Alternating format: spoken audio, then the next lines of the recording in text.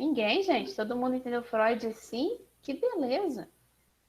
Vamos lá, Eu então. assisti. Não tive dúvida, não.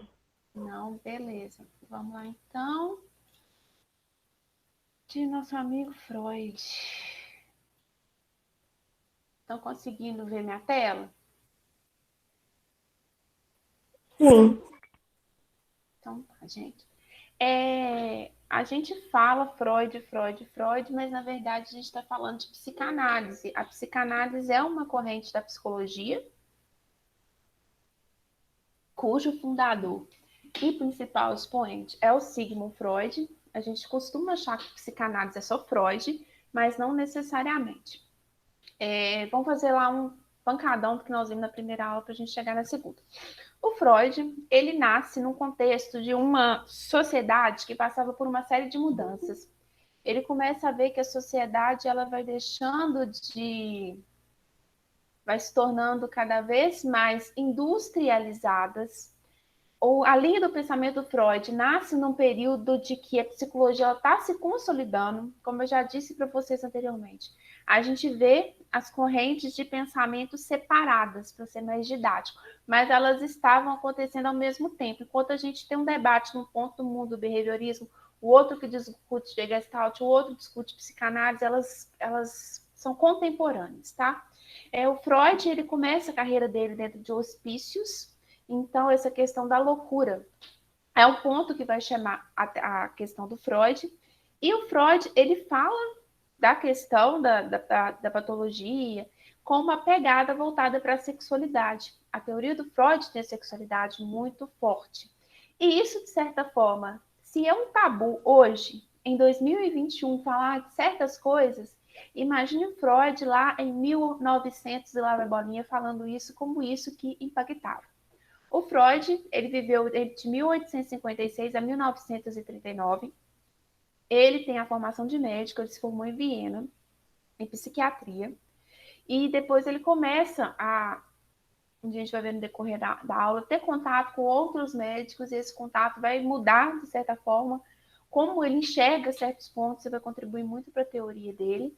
E o Freud, ele quer entender os processos misteriosos e as regiões obscuras da mente. A teoria do Freud é extremamente importante, porque ele foi o primeiro cara a olhar para essas doenças que tinham um impacto no corpo, geravam reações fisiológicas, mas não tinham causas orgânicas. A teoria do aparelho psíquico do Freud também é muito forte. A gente usa muito dos termos dessa teoria dos aparelhos psíquicos do Freud, do nosso dia a dia, sem ao menos saber que isso é Freud. O Freud também ele tem uma preocupação de entender os sonhos. Muito da teoria dele ele utiliza baseado nos sonhos. Então, isso é interessante. Ele tem uma teoria do desenvolvimento da sexualidade humana. E a forma como Freud estruturou a teoria dele nos ajuda a, de certa forma, olhar e estudar a sociedade. Tranquilinho? Tranquilo. A psicanálise, ela pode ser encarada de três formas distintas: como teoria, como método de investigação e como prática profissional. Enquanto teoria, a psicanálise é uma disciplina científica que fala sobre o funcionamento da vida psíquica. Enquanto método investigativo é uma forma utilizada para você interpretar e investigar processos mentais. O Freud ele vai de encontro àquilo que não é acessível de modo muito fácil, ele vai em busca daquilo que é inacessível. E é uma forma também de analisar e tratar distúrbios neuróticos. Enquanto prática profissional, a gente tem os psicanalistas. Psicanalista é a pessoa que depois de ter o curso superior, ele vai entrar na escola de psicanálise e vai frequentando na escola de psicanálise estudando. E o psicanalista ele pode ter diferentes pegadas para poder trabalhar. Ele pode ser freudiano, ele pode ser lacaniano, nós temos Lacan na psicanálise também. Ele pode ser mais uma pegada do Jung, que nós vamos falar um pouquinho dele na aula de hoje. E o psicanalista, ele trabalha no sentido de te ajudar a chegar ao autoconhecimento e ele vai trabalhando com você de forma que ele te convite a desmistificar e desmascarar alguns processos. Às vezes você, quando vai sentar numa cadeira de um psicanalista, você chega com com uma queixa, achando que a fonte do seu problema é uma. Na medida que você vai fazendo a análise, você vê que a coisa é totalmente diferente. Pelo processo da análise, você vai vendo sendo desmascarados e aparecendo coisas que não vinham à tona.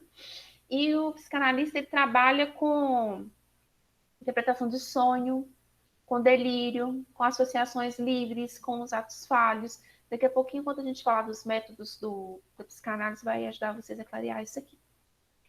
Para poder falar, a gente fala de psicanálise, a psicanálise está muito ligada à trajetória pessoal do Freud, porque grande parte da produção do Freud foi feita baseada nas experiências pessoais dele, e essas experiências são transcritas com muito rigor ao longo da obra. A obra do Freud é muito longa, grande parte dessa obra está em domínio público, vocês conseguem pegar, baixar e ler para quem tem interesse, tá? O Freud, ao longo da trajetória dele, ele sofreu influência de algumas pessoas. O primeiro mestre do Freud foi o Ernest Bruckner. Com ele trabalhou num laboratório de fisiologia, logo depois que ele se formou. Posteriormente, ele vai trabalhar com Theodor Maynard, que é um especialista em anatomia do cérebro. A princípio, a relação dos dois era muito amistosa, mas o Freud chega num ponto que ele começa a discordar do Maynard, e essa vai ser uma briga ferrenha ao longo de toda a vida do Freud, porque eles vão ter visões contrárias. O Freud, ele vai para a França, onde ele vai trabalhar com o Jean Charcot. Com o Charcot, ele começa a se dedicar ao estudo da neuropatologia, e o Charcot, ele era muito renomado na área, e ele trabalhava com a hipnose para a cura da histeria. Isso chamou muita atenção do Freud. Freud trabalhou um tempo com o Charcot na França. Depois ele retorna para Viena e vai ter como seu parceiro o Joseph Breuer, que vai ser o colaborador do Freud no livro Estudo sobre a Histeria, que é um dos primeiros livros do Freud. Aí depois, na medida que a teoria do Freud vai ficando essa coisa mais assim, falando da sexualidade, o Breuer, ele meio que bota um pé para trás com o Freud e eles rompem, tá? Então são esses aí os que vão, de certa forma, contribuir com o pensamento do Freud. Pergunta, dúvida?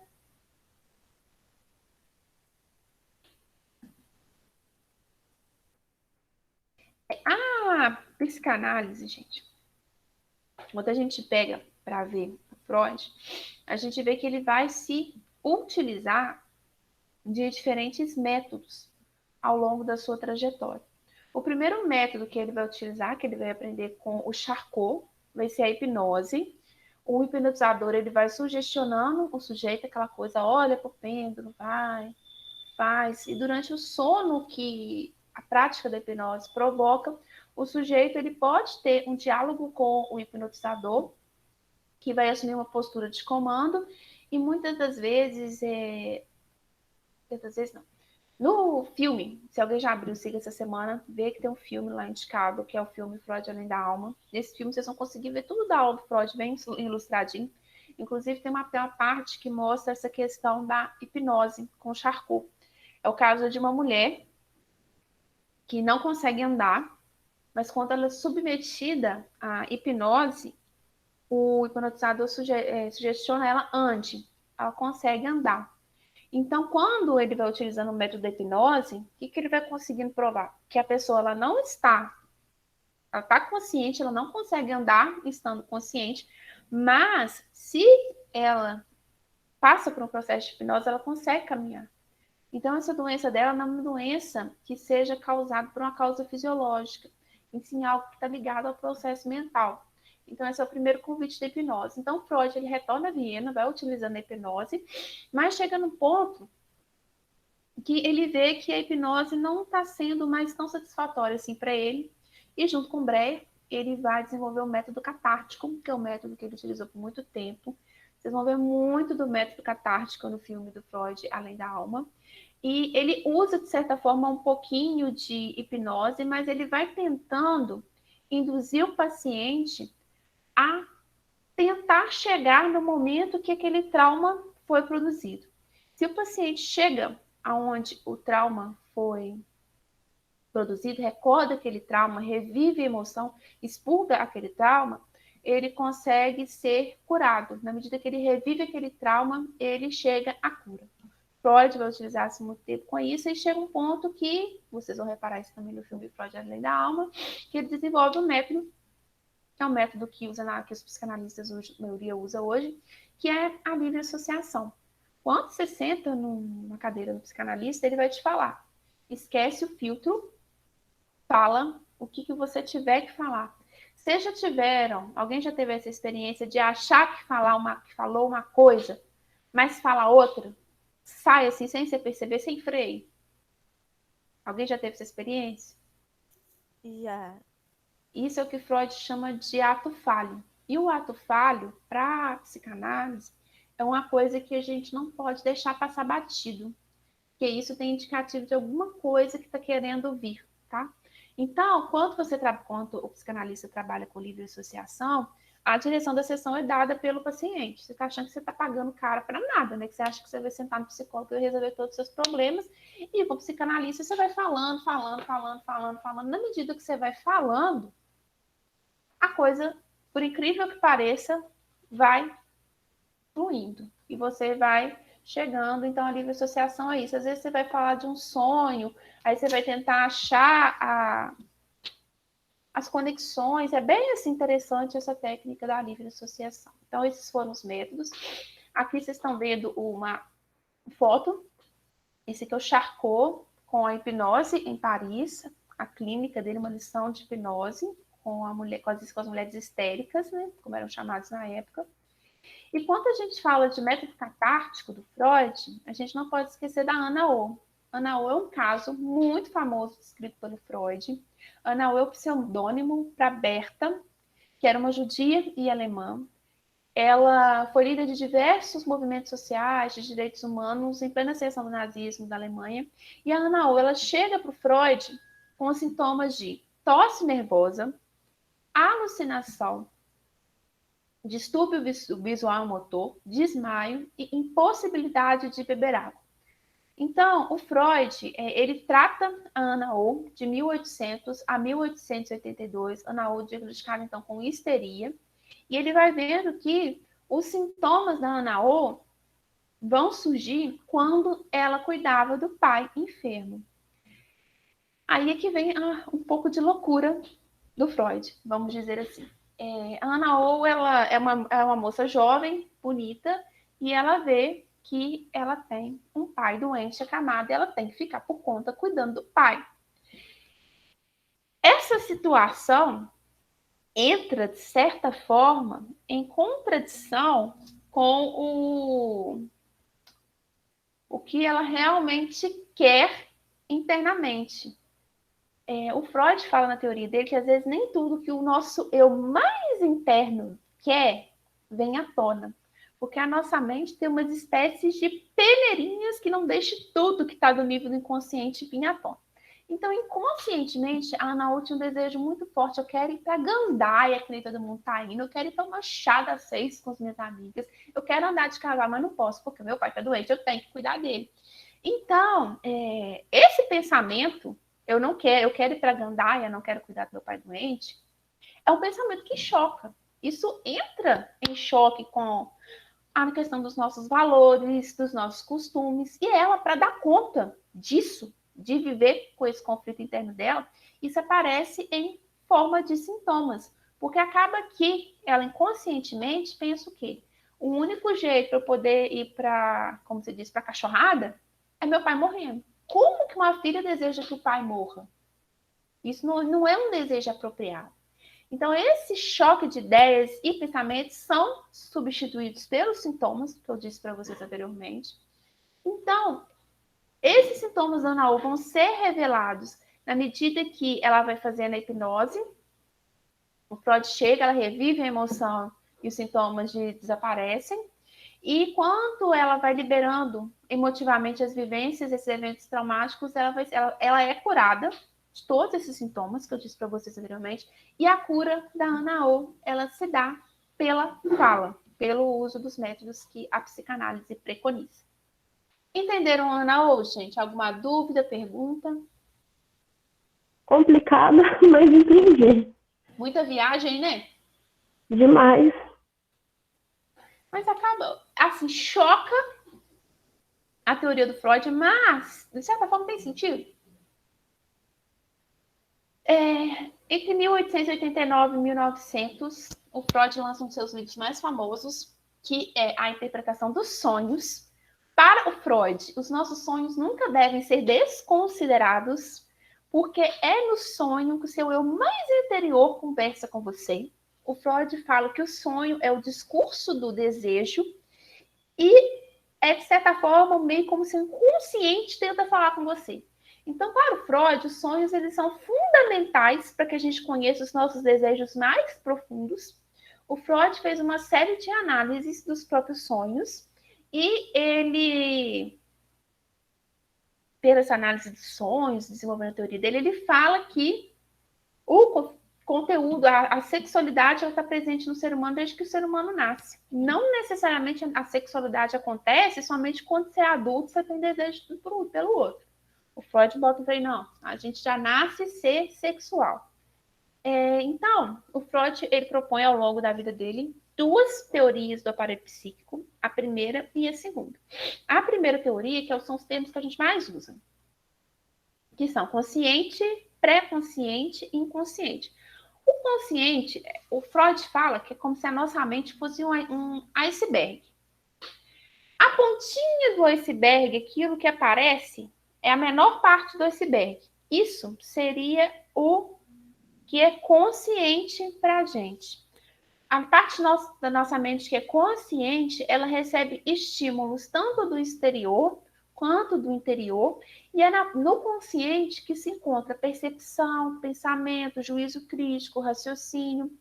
Entre a maior parte da nossa mente, segundo Freud, ela é obscura, a gente não tem acesso a ela. É um material que, na medida que a gente vai vivendo, mentalmente a gente vai colocando uma censurinha nele, bota para a sala do bloqueado. É um material que não é permitido de ser lembrado. A gente faz isso, gente, de forma inconscientemente, para a gente poder dar conta de viver, dar conta das nossas emoções, dar conta de tudo que a gente passa. Então, grande parte do que a gente vivencia, segundo Freud, não pode ser lembrado, fica nesse consciente, e esse consciente é o conteúdo reprimido, o proibidão, digamos assim. Entre o consciente e o consciente, existe uma peneirinha, digamos assim, que a gente chama de pré-consciente. O pré-consciente é aquilo que vai definir o que está lá no inconsciente, o que está proibido, mas que pode vir à tona. É aquilo que vai selecionar o que pode ou não vir para o nosso consciente. É como se fosse uma peneira. Isso aqui passa, isso aqui não pode. Deu para vocês entenderem? O consciente, pré-consciente e inconsciente? Sim. Inclusive, lembrei daquele filme Divertidamente. O Divertidamente. Verdade. Divertidamente tem muito dessa questão. Aí, gente, tem esse desenho aqui para vocês verem. Aqui, ó. Lá, o que menos que aparece pra gente, o que nós temos acesso à nossa mente consciente é mínimo. O pré-consciente, que é a peneirinha, que são as memórias, conhecimentos guardados, e o nível inconsciente, que é onde está tudo. Medo, motivação violenta, impulso moral, desejo egoísta, experiência vergonhosa. Nós não somos, segundo Freud, seres humanos tão bonzinhos assim. Todo mundo tem o seu lado obscuro da situação. É interessante vocês sabem que na nossa mente, segundo Freud, nossa mente não tem cronologia, não tem noção do que aconteceu quando você tinha 6 anos de idade, o que aconteceu quando você tinha 30, quando você teve 60. Então, é por isso que muitas vezes uma coisa que te aconteceu na infância te leva um trauma até hoje, enquanto você é adulto. A gente não tem essa separação temporal de quando que isso aconteceu, não é uma coisa linear.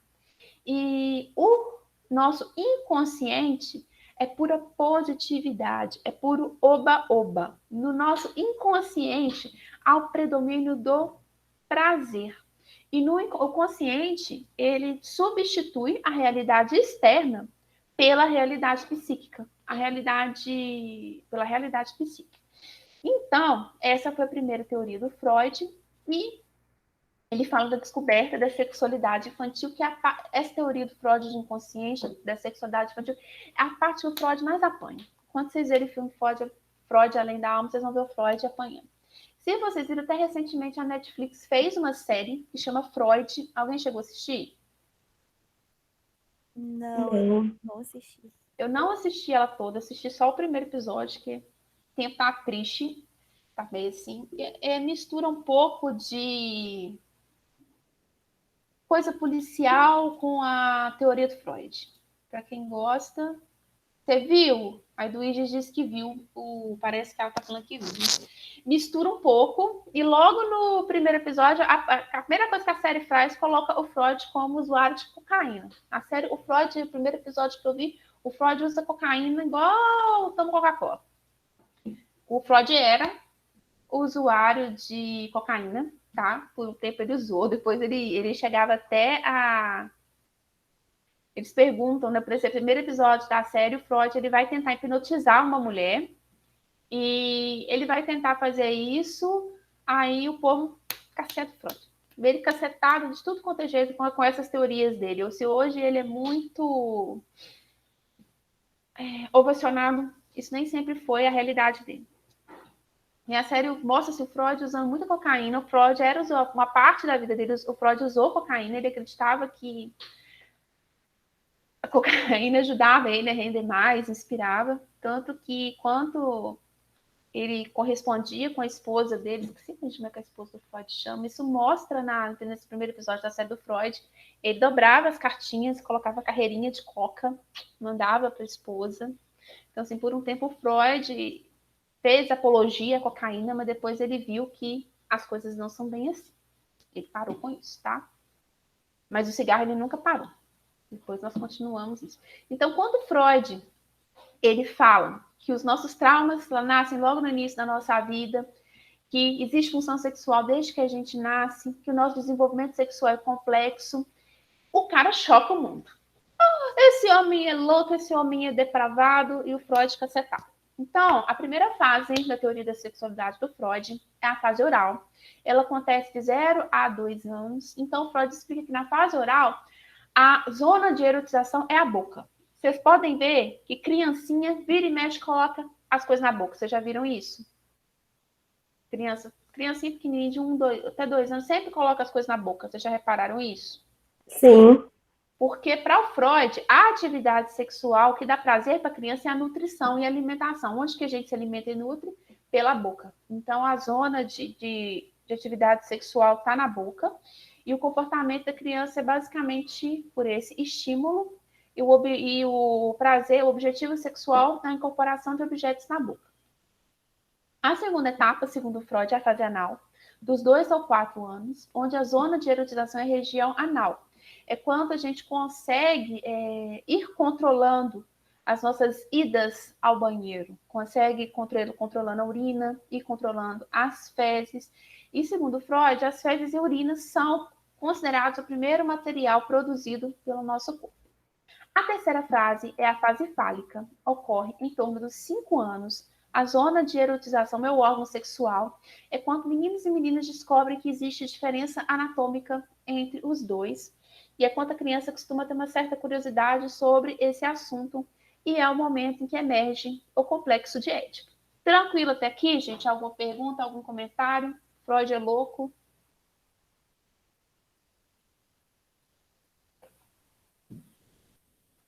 Nenhuma dúvida, professora. Então, rapidinho, o complexo de Édipo. Édipo é filho do rei de Tebas. Ao nascer, o oráculo revela aos pais a terrível profecia de que ele há de matar o pai e se casar com a mãe. Temerosos, Lá e Jocasta entregam a um pastor para que o pastor o mate. Casualmente, outro pastor, em terras distantes, sente pena da criança e convence a entregá-lo e declarar ao rei que a tarefa fora cumprida. Édipo é levado para Corinto, onde os reis, estéreis no casamento, o adotam. Adulto, Édipo consulta o oráculo e, ao saber da profecia, foge do Corinto para evitar a tragédia. Desconhecedor da condição de adotivo, de sua origem, Édipo volta a Tebas. No caminho tem um desenvolvimento na estrada, mata Laio sem saber que matava seu próprio pai. Decifra o enigma da esfinge que assolava Tebas e o destrói. Como recompensa, recebe a mãe, a rainha viúva, a desposa, tem filhos e a profecia se cumpre. Resumidamente, a tragédia do Édipo. Para o Freud, Gente, esqueci de baixar, pois eu coloquei, teve um videozinho esses dias que eu vi no Instagram que é muito complexo de Édipo. Na teoria do Freud, isso tudo é de forma inconsciente, tá, gente? O filho chega nessa idade, nessa faixa de 5 anos, ele vai ter um certo desejo pela mãe e vai na cabeça dele achar que ele vive um triângulo amoroso entre ele, o pai e a mãe. Entre ele, o pai e a mãe. A força desse conflito de interesses surge na criança o temor dela ser castrada. Esse temor é bastante severo para uma criança normal, que no primeiro momento ele vai se identificar de forma defensiva com o pai, mas depois ele esquece isso, deixa o pai para a mãe, vai tocar a vida e vai construindo a organização masculina inicial. Nas meninas, isso acontece, é o que se chama de complexo de elétrica. As meninas, segundo Freud, têm a fantasia, até uma certa idade, de possuir um falso pênis e ela quer. Faltando as palavras. Ela quer conquistar esse órgão, mas chega numa etapa na vida que, nesse temor desse triângulo também, pai, mãe e filha, ela, ao contrário, ela aceita que ela é castrada, que ela não tem o órgão fálico, e ela aceita essa castração e vai construindo a feminilidade dela. Tranquilo? Deu um nó na cabeça? Segundo Freud, todos nós passamos por isso, tá? Que bizarro.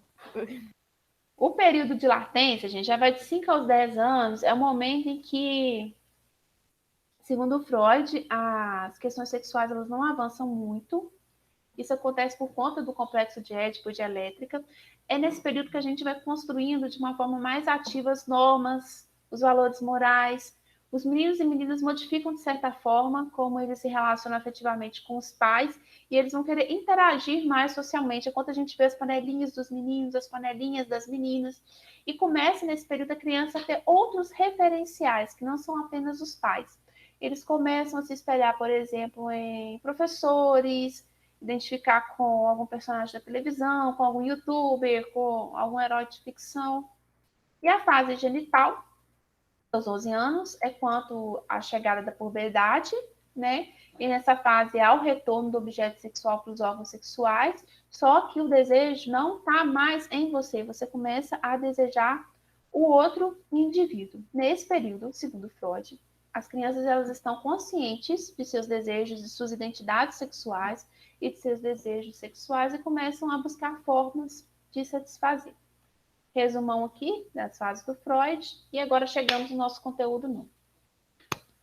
Freud vai marreta e propõe uma segunda teoria do aparelho psíquico que surge em 1923 do trabalho O Ego e o Id, e ele estabelece uma nova forma além da primeira teoria. Então, o Freud agora ele propõe o id, o superego e o ego. Tem algumas semelhanças com consciente, pré-consciente e consciente, mas vamos lá. O id é onde está toda a nossa energia psíquica. Ele é movido, assim como o inconsciente, pelo prazer. É o local onde estão os desejos, a libido e toda a pulsão. O superego, ele já vai se originando enquanto o id é o oba-oba, o superego já é aquele assim, calma, espera. Ele já tem aquela questão das perdições sociais, do sentimento de culpa, ele está ligado às exigências sociais e culturais que a gente vive. Ele representa mais é como se fosse a Sansão. É como o id fosse o oba-oba, o superego aquele, não, calma, é como se a gente vivesse com aquela imagem de representação de desenho animado, do anjinho, do capetinho. O id é o capetinho. Vamos botar fogo, superego. Não, vai não. Vai acontecer tudo de ruim, fica quieto e tal. E o ego é o meio termo, é ele que tenta estabelecer um equilíbrio. É ele que tenta equilibrar prazer com a realidade, ele tem uma influência direta no mundo externo, é onde está a nossa percepção, memória, é o centro dos processos defensivos. Eu acho que isso aqui é ótimo para ilustrar id, ego e superego. O id é como se fosse eu quero. Agora, o superego já fala que você é melhor não. E nessa disputa vem o ego. Agora é uma boa hora. O ego é como se fosse o elemento de tentar achar um equilíbrio dos nossos desejos. O id é o vida louca, quero, gosto, eu vou para ousadia, eu vou para cachorrada. E o superego fica, calma, não bem assim, pensa com calma, vai dar errado, vai dar zebra, mexe com isso não. Então a nossa mente viveria sempre nessa disputa do id do superego e o ego tentando achar o equilíbrio. Entenderam, gente, segundo a teoria do aparelho psíquico do Freud? Sim, deu para entender direitinho. Então, a Dora, você tem vários perfis de Freud na internet que são. Tem umas charges que chamam Filho do Freud, que são muito engraçadas. Eu conheço essa. O Filho do Freud tem vários. Então, eu já falo, hoje é dia de deixar o superego em casa e levar o id para passear. Ou seja, deixa o seu pudor, o seu excesso de cuidado em casa e leva o id, o seu lado mais selvagem, para dar uma voltinha do Freud. O Freud fala que para a gente poder dar conta de viver, existem alguns processos que permitem com que a nossa mente encontre um modo de resolver esse conflito interno. E esses processos são os mecanismos de defesa. Existem vários mecanismos de defesa. A gente não escolhe qual mecanismo de defesa que a gente vai usar. Isso é escolhido de forma não é consciente. E às vezes pessoas podem passar pela mesma situação, mas utilizar-se de mecanismos de defesa diferentes para poder dar conta daquilo. Então, são mecanismos que a gente usa para, de certa forma, dar uma deformada na realidade e poder dar conta de viver com aquilo. Essa frase do Homer resume muito bem o que é um mecanismo de defesa. A culpa é minha, eu coloco em quem quiser. Ou seja, o trauma é meu, eu vou dar conta dele do jeito que eu quiser. Então, são vários os mecanismos de defesa. O primeiro deles eu já trouxe para vocês o recalque lá na primeira aula, né? O recalque é quando a pessoa ela não vê, não ouve, ela de certa forma ela suprime o que está acontecendo. Ela exclui ideias, sentimentos que ela não quer admitir. É muito parecido com a repressão. É como se você tá ali, como se você não ouvisse o que está acontecendo no seu redor, você não quer enxergar, você não quer ouvir, você não quer entender. Isso aqui é o recalque. Por exemplo, quando a gente entende que uma coisa que é proibida é permitida. A formação reativa é o melhor de tudo, gente. Quem nunca viu se fazendo reação formativa na vida, atire a primeira pedra. Você assume uma atitude oposta ao que você quer. Essa figurinha aqui é perfeita. Eu não me importo. Para você falar que você não se importa com uma pessoa, você faz todo esse show.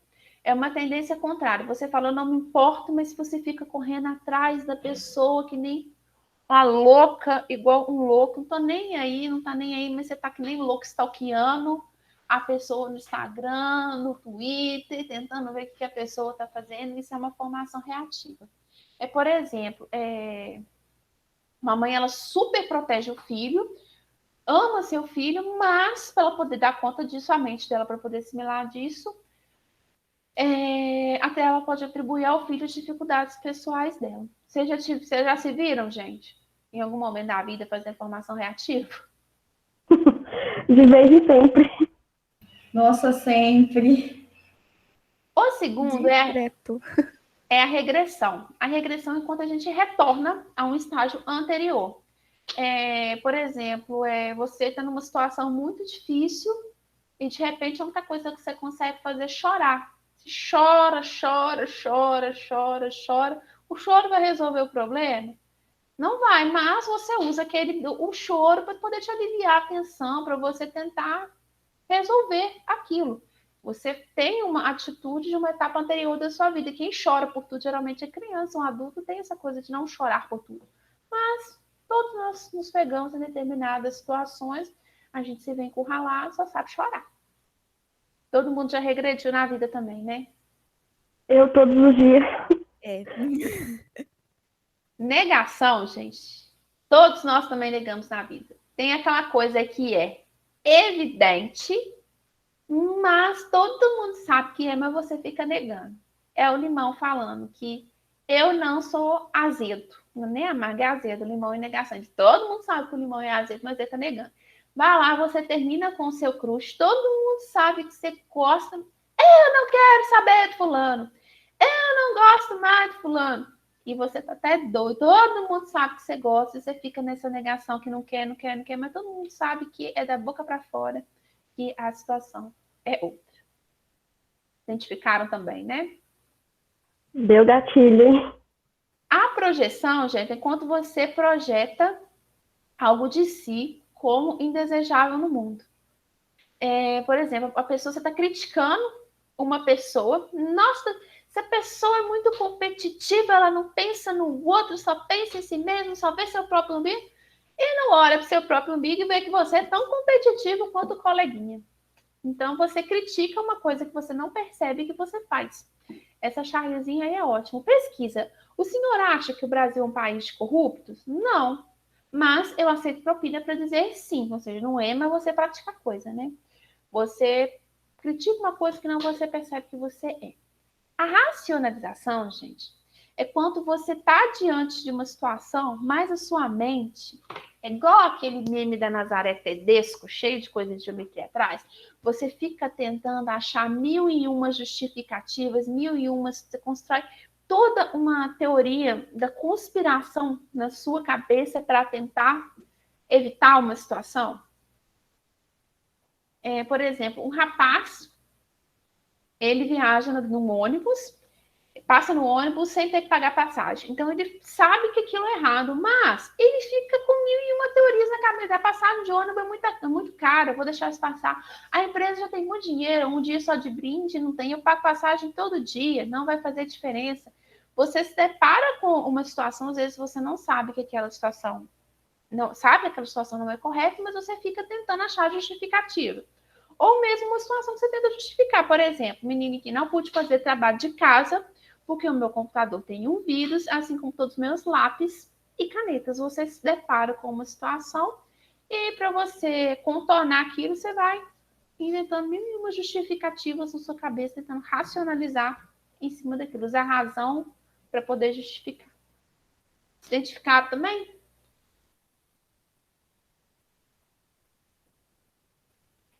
Aqui, gente, algumas curiosidades sobre o Freud. O Freud, ele fugiu do nazismo na Áustria. Muitos dos livros do Freud durante o período nazista foram queimados. E ele e a filha, a Ana Freud, eles foram interrogados pela Gestapo, mas ele tinha pacientes que tinham certa influência política e conseguiram levar o Freud para Londres. Como eu disse para vocês, o Freud tinha uma quedinha por cocaína. Ele achava que a cocaína melhorava o ânimo. Ele chegou a distribuir cocaína, como eu disse para vocês, para amigos e familiares, escrevia as cartinhas dobradinhas com a carreirinha para a esposa. Mas quando ele viu que a cocaína não era lá essa beleza toda, ele parou de usar, tá? O Freud, sem querer, ajudou a vender sofás, porque o sofá para se deitar foi adotado pelos psicanalistas e ficou conhecido como divã. O Freud foi indicado ao Nobel por 13 ocasiões, 12 vezes para o Nobel de Medicina e um para o de Literatura, sendo que ele nunca ganhou o Nobel, mas foi indicado. O Freud, ele morreu de suicídio assistido. Se vocês verem as fotos do Freud na internet, o Freud se tá com um cachimbo na boca, um cigarro na boca. Ele teve câncer de boca, o câncer chegou num estágio terminal.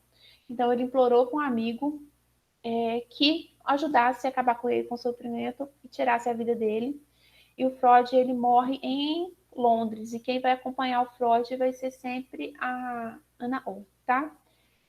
O Freud tem várias tragédias na vida dele, até mesmo a epidemia de gripe espanhola, que a gente teve alguns anos atrás, matou uma filha do Freud, e isso foi um trauma na vida dele. Tem várias cartas do Freud falando sobre isso, até baixei, depois eu vou botar lá no Siga para quem tiver interesse. Como eu estava falando com vocês, a psicanálise não é só Freud, a gente fala de Freud, mas a gente tem outros. Freud, Jung, o discípulo favorito do Freud, Lacan, que eu acho difícil demais de ler Lacan, não tenho capacidade para ler Lacan. a Melanie Klein, e essa aqui é a Anna Freud, que é a filha do Freud. Vou falar para vocês um pouquinho da Anna Freud. Anna Freud, ela é a sexta filha do Freud, ela foi analisada pelo Freud, você vai achar na Freud nos livros do pai. Ela foi professora, e por ela ser professora, ela vai desenvolver uma teoria psicanalítica um pouquinho voltada para crianças. Ela foi a primeira a pensar, ela estudou muito a fundo a questão dos mecanismos de defesa, sobre normalidade infantil. Ela vai ser uma influência na psicanálise americana. Ela tinha preocupações com a questão pedagógica e defendia muito que uma criança é diferente de um adulto. Ela que vai acompanhar o Freud, tá? Até ele morrer. Acho que ela ficou solteira a vida inteira, se não me engano. O Carl Jung, ele é um médico e pensador suíço. Ele era o discípulo favorito do Freud. O Freud achava que o Jung ele daria continuidade à teoria dele. Mas, o Jung ele fez faculdade de medicina, estudou psiquiatria, teve uma pegada psicanálise. Existem várias cartas trocadas entre Freud e o Jung. Só que o Freud, como vocês já viram, tem uma pegada de sexualidade. E o Jung, ele é de uma família... Ai, gente, não sei qual que é a religião dele.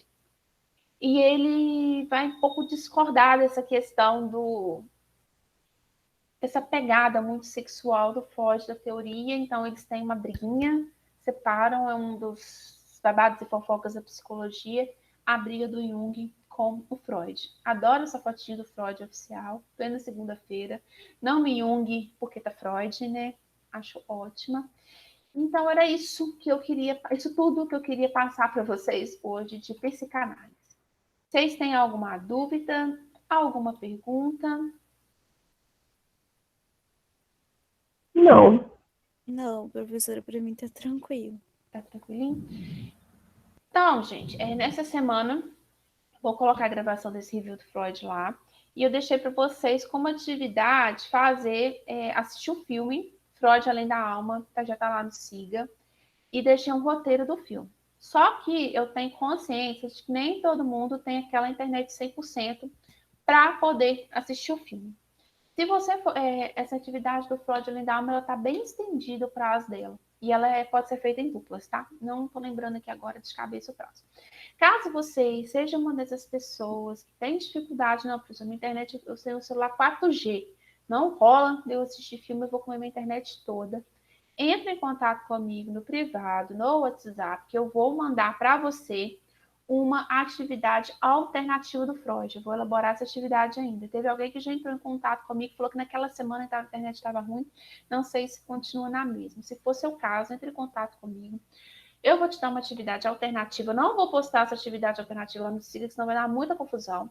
Mas eu vou pedir que vocês entreguem o arquivo para fazer atividade alternativa. Entregue o arquivo junto com a postagem do estudo dirigido do Freud Além da Alma, tá?